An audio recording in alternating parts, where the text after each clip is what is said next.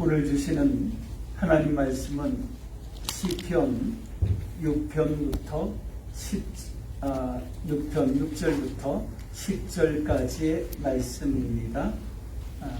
시편 6편 6절부터 10절까지 같이 한 목소리로 읽겠습니다. 내가 단식함으로 피곤하여 밤마다 눈물로 내 침상을 비우며 내 요를 적시나이다. 내 눈이 근심으로 말미암아 쇠하며 내 모든 대적으로 말미암아 어두워졌나이다. 악을 행하는 너희는 다 나를 떠나라. 여호와께서 내 울음소리를 들으셨도다. 여호와께서 내 간구를 들으셨으며 여호와께서 내 기도를 받으시리로다. 내 모든 원수들이 부끄러움을 당하고 심히 떨며 갑자기 부끄러워 물러가리로다. 아멘.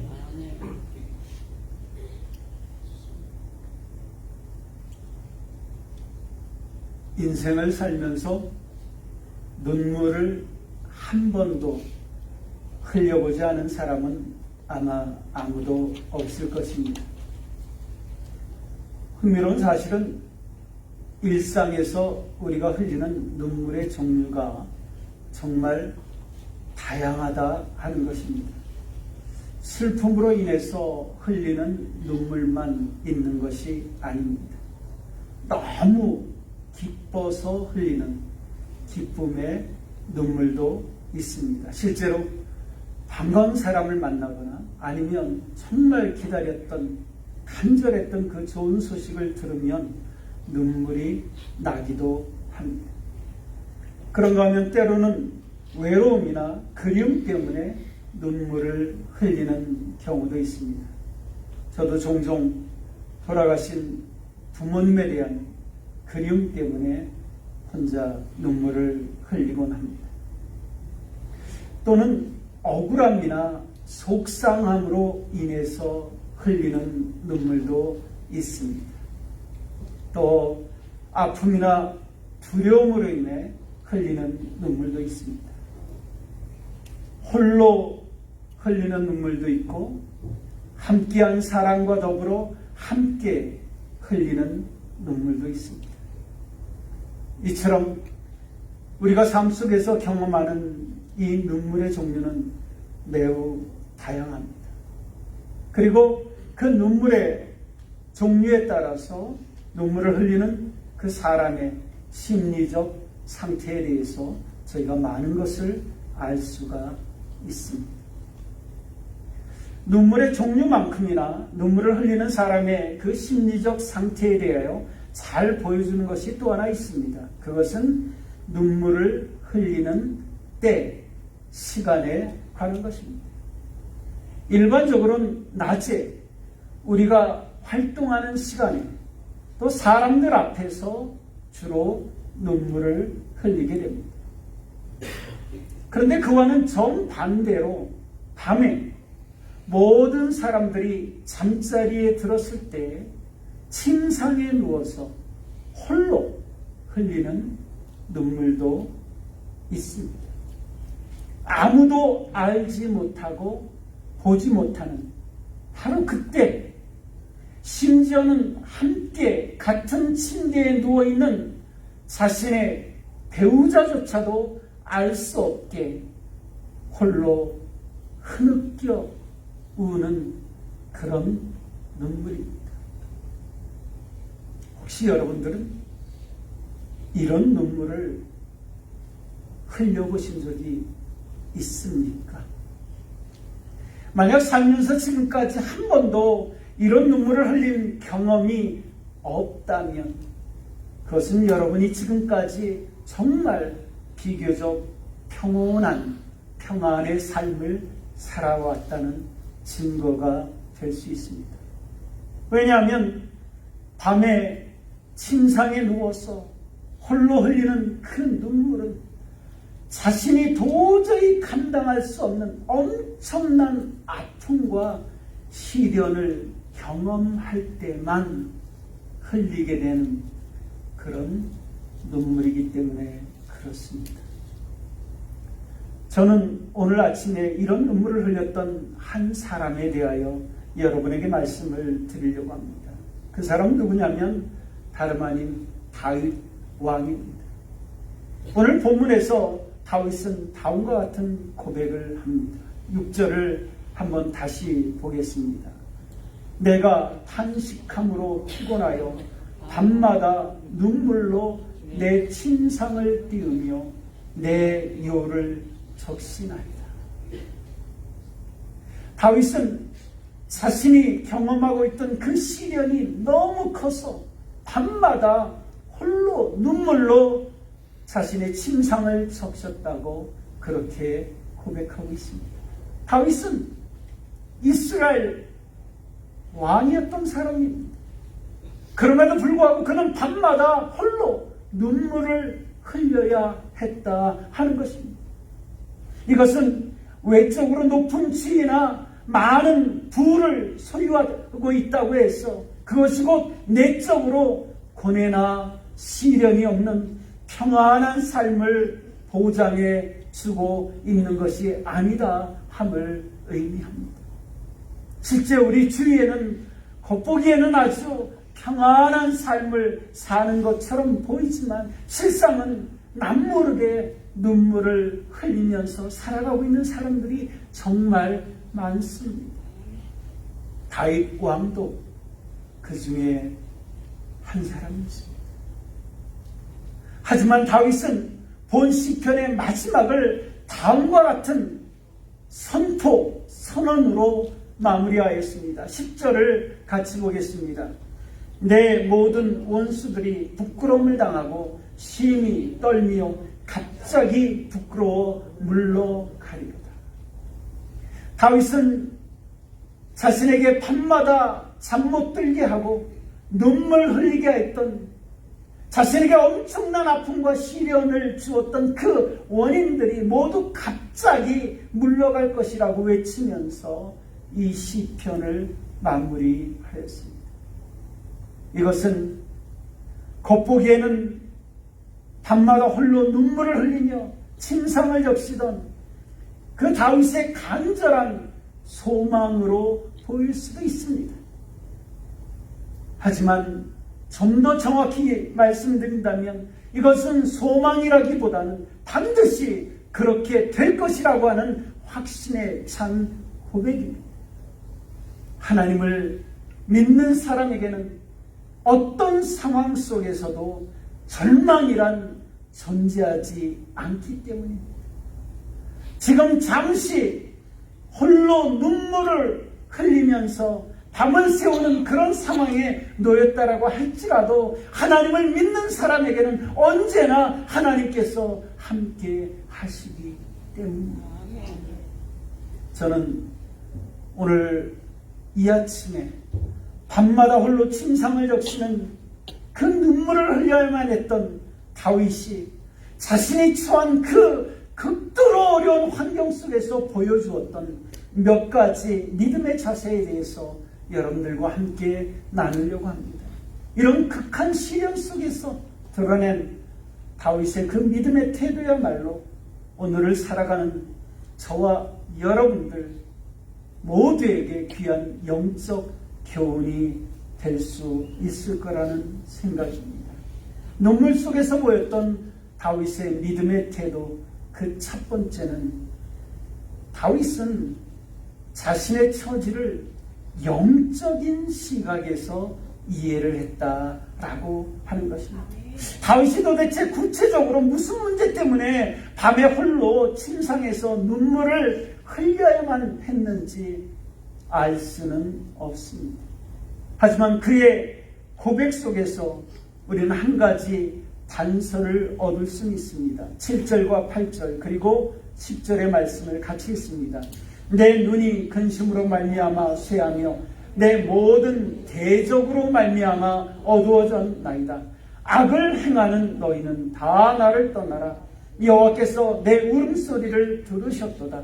내 모든 원수들이 부끄러움을 당하고 심히 떨며 갑자기 부끄러워 물러가리라.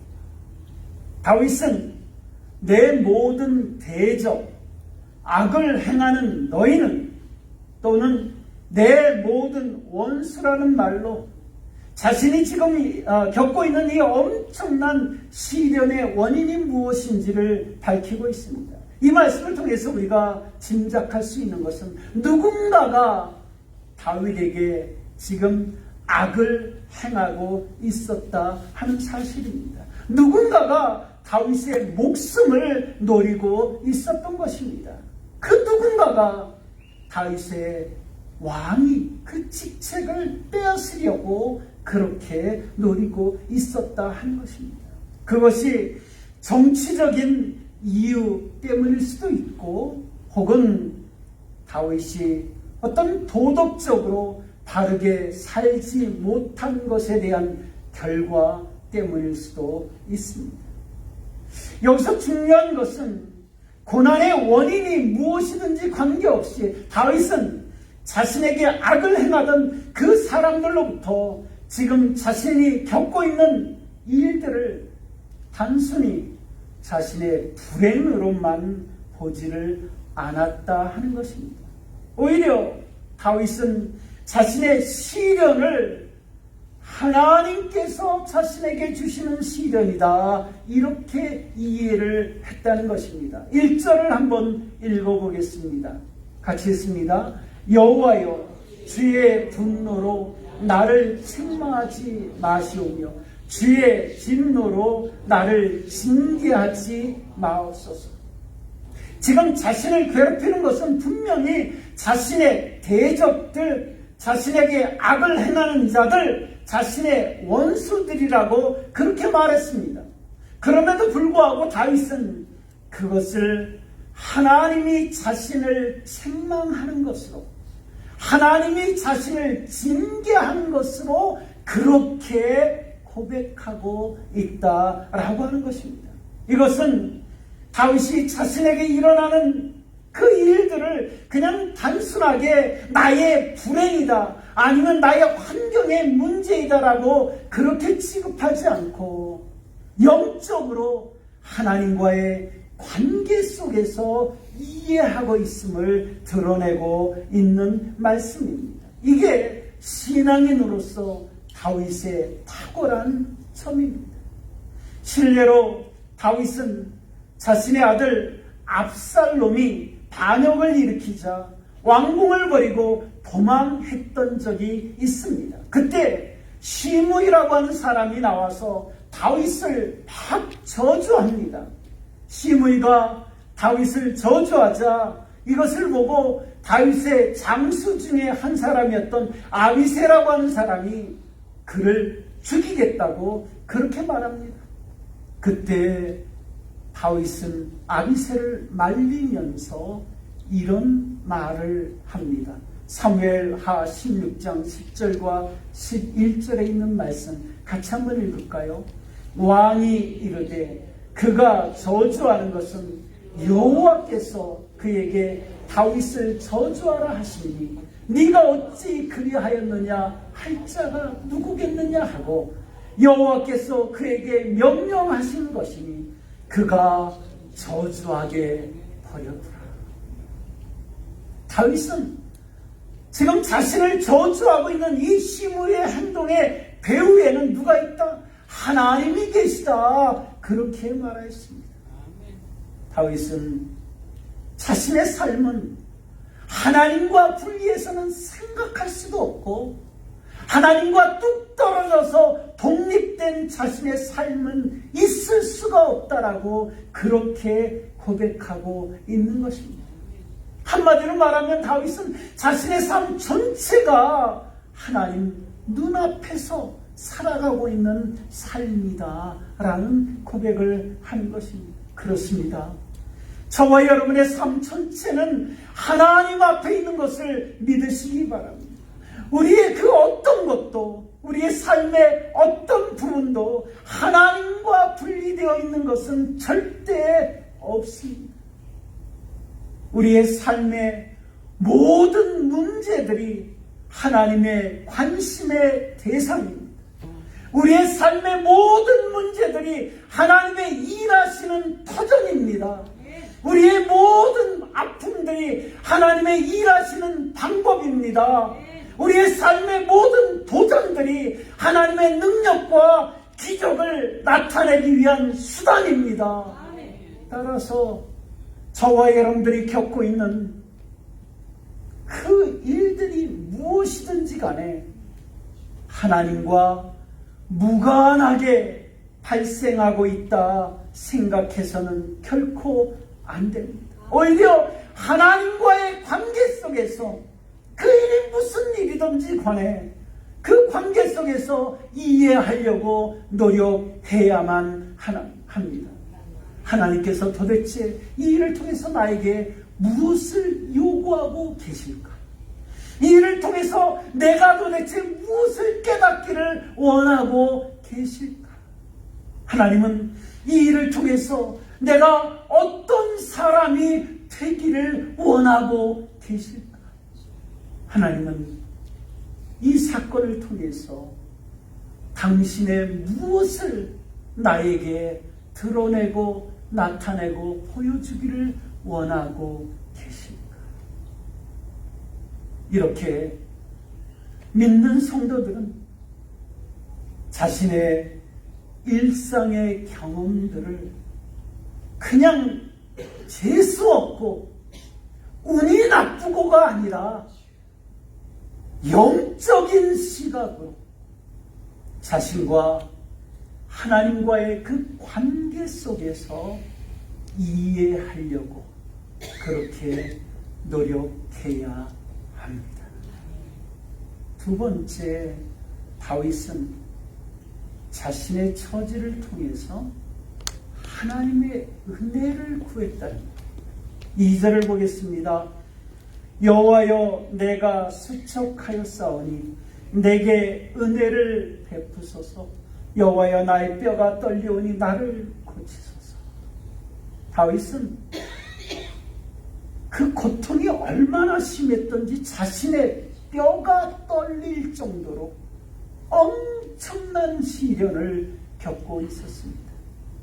이때 다윗이 가장 먼저 하나님 앞에 구한 것은 견고한 왕위가 아니었습니다. 또는 자신을 이해해 주거나 아니면 자신을 위로해 줄 그런 사람을 구하지도 않았습니다. 혹은 자신을 대신해서 자신의 대적들을 물리쳐 줄 그 누군가를 원하지도 않았습니다. 다윗이 하나님께 가장 먼저 구한 것은 바로 자신에게 은혜를 베풀어 달라라고 하는 것이었습니다. 다른 무엇보다도 하나님께 그가 은혜를 구한 이유는 자신이 처한 그 엄청난 시련으로부터 구원할 능력을 소유하신 분이 오직 하나님 한 분밖에 없음을 알았기 때문에 그렇습니다. 그리고 하나님께서 은혜를 베풀어 주시기만 하면 내가 경험하는 그 어떤 문제도 더 이상 자신을 괴롭히는 문제가 될 수 없음을 믿었기 때문에 그렇습니다. 다윗이 하나님께 자신에게 은혜 베풀어 주기를 구했다는 것은 정말 특별한 의미가 있습니다.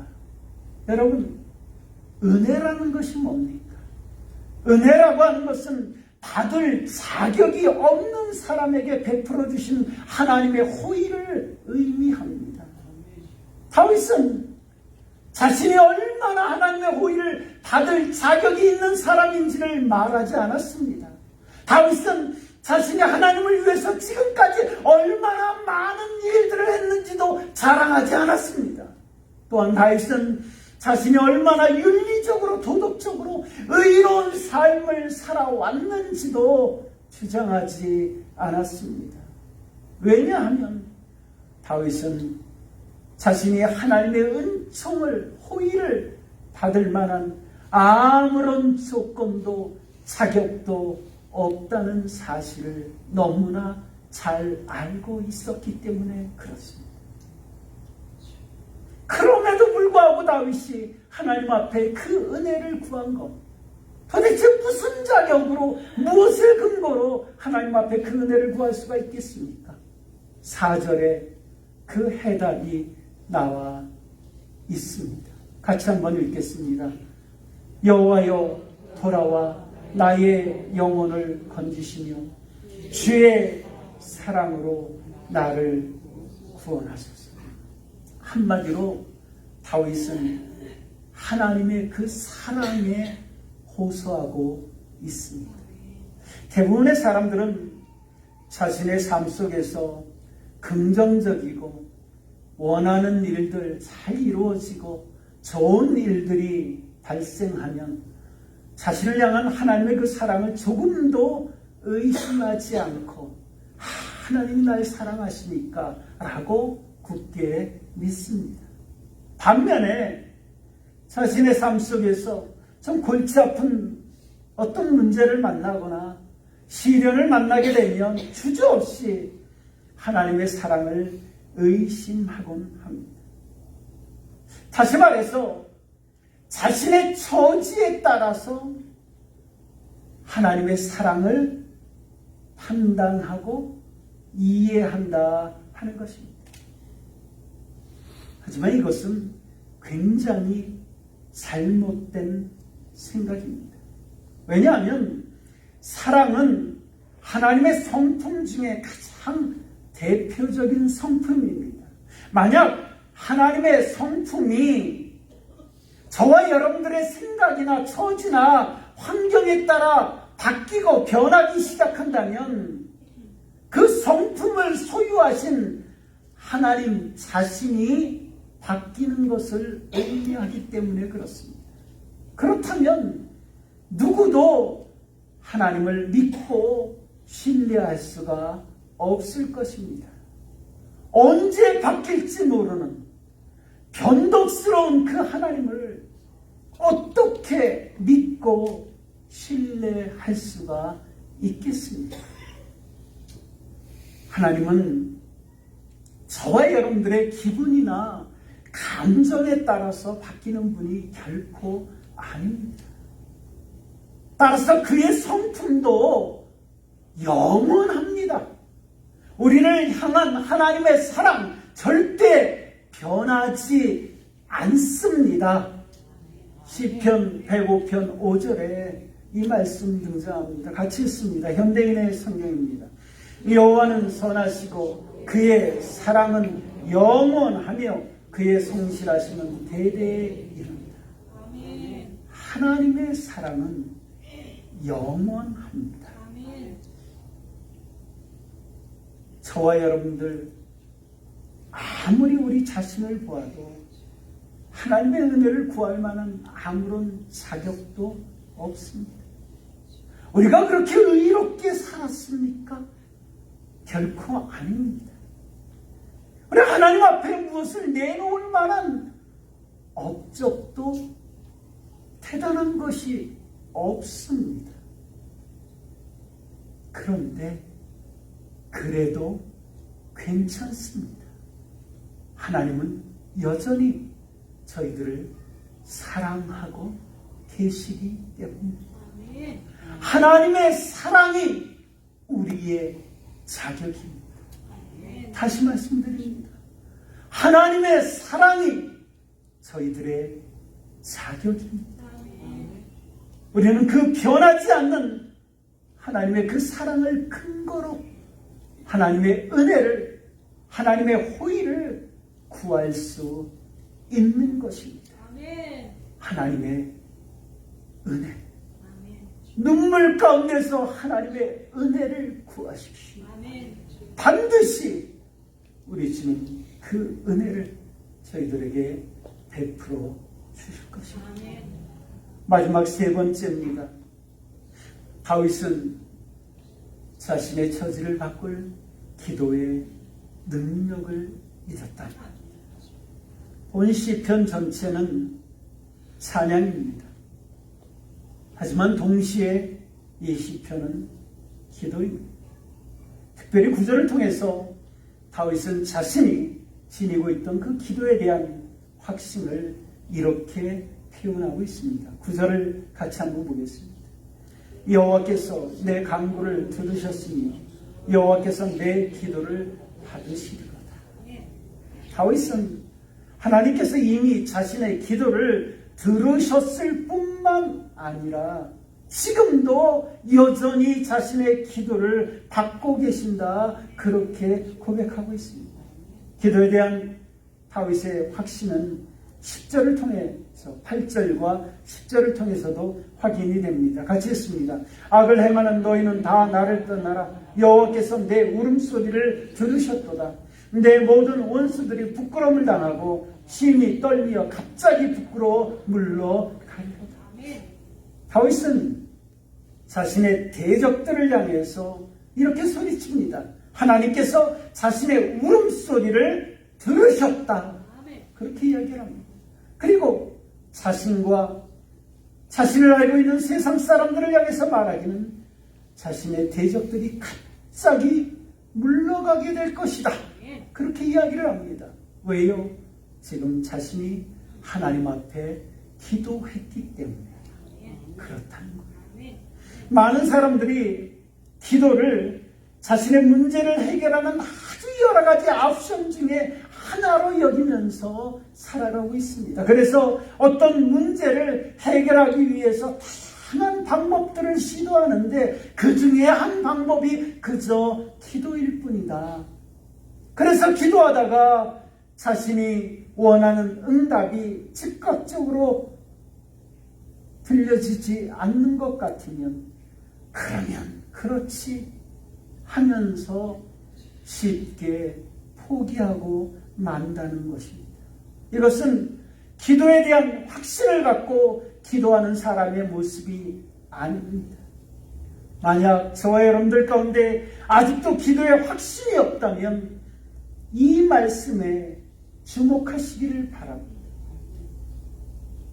기도가 저희 문제 해결을 위해서 존재하는 것이 아니라